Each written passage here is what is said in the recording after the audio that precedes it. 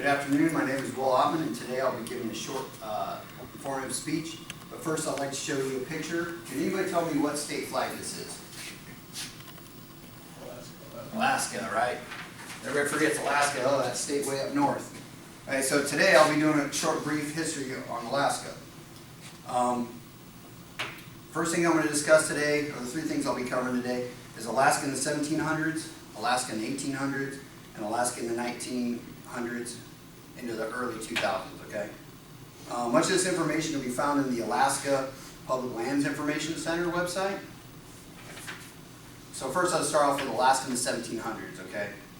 In 1741, there was a Russian expedition led by Vitus Bering, along with George Steller, who made the first discovery in Alaska. Landing on or near what today is known as Kodiak Island, Bering explored the western coast of Alaska until he was shipwrecked and died on Komodorsky Island, later named Bering Island. Okay, some islands out there in the western part of Alaska. In 1776, which most of us are familiar with that here, Captain James Cook, the British navigator and explorer, set sail on his third voyage, leading the expedition to find the fabled Northwest Passage. Y'all heard about the Northwest Passage, right, when you're in high school or maybe college. A trading route across the top part of North America. Okay. In 1784, the first Russian settlement in Alaska was established on Kodiak Island at Three Saints Bay. Okay, it's a little island western of the mainland part of Alaska. It's a little island called Kodiak Island, known for what? The Kodiak bears, right? Gigantic Kodiak bears. Small island, they're everywhere. So that's pretty much a small little snapshot of the 1700s in Alaska, okay, territorial Alaska at that point.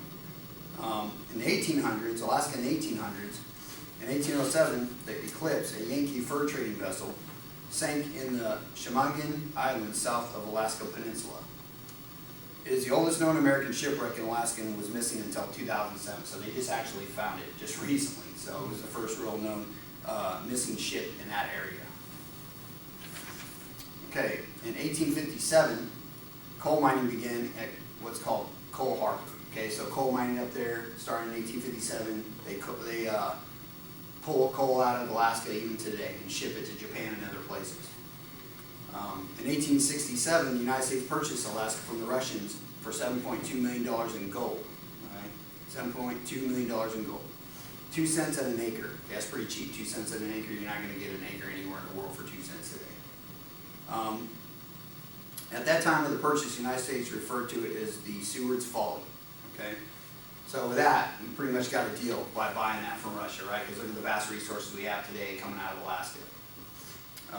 In 1872, gold was discovered near Sitka. Anybody heard of Sitka, Alaska? I mean, it's kind of a little bit southwest off the peninsula of Alaska.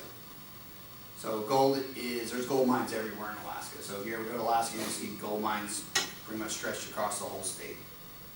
In 1896, oil was discovered in Cook Inlet. Okay, Cook Inlet, right? Captain Cook, that's who it's named after, who founded it or landed there. And oil, as you know, is a PFD, and the oil that comes out of Alaska down the pipeline. Most people are familiar with that, right? So big revenue for the state.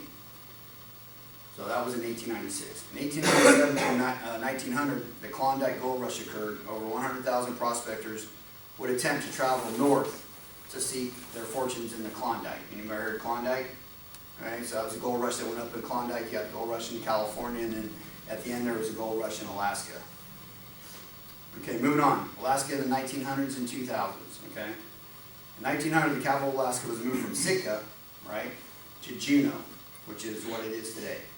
And the Yukon White Pass Railroad was also complete. So now they completed the railroad, which was the main way to travel through Alaska at that point. Most of it was horseback or by foot or by ship or barge.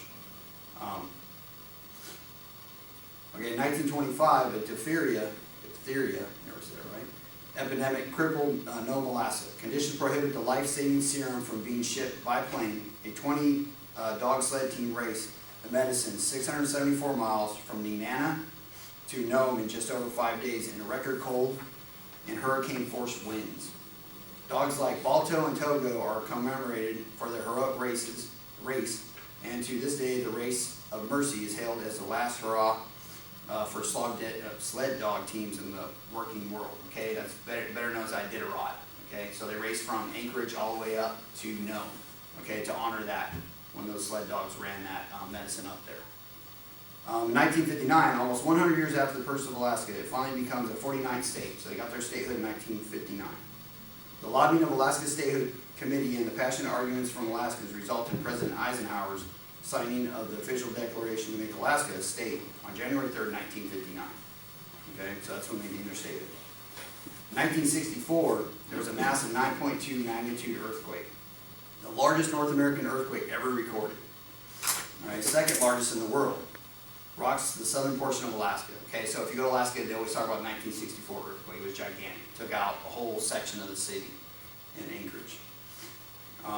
Valdez was also completely destroyed. Seward is almost entirely wiped out, and Anchorage is heavily damaged. Damage is felt as far south. Damage is felt as far south as California. Okay, 130 people were killed, mostly due to water slides, underwater landslides, and tsunamis that resulted. So a lot of people died. When you go up there, they always talk about 1964 earthquake. Real quick, I covered Alaska in the 1700s, Alaska in the 1800s, and Alaska in the 1900s. That's pretty much just a brief snapshot of their history. It's one of the youngest states we have.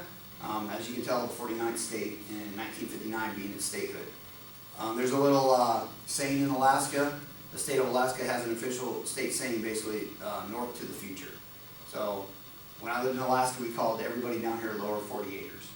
Alright? So it's sort of like when you're in Hawaii, they call them mainlanders. So like I said, just covered a brief history of Alaska, so I hope you learned something from it, and a little bit of insight to the state probably none of you have been to, except maybe a couple of us. And I hope you go and visit because it's a beautiful state and country. So that concludes my presentation. Thank you.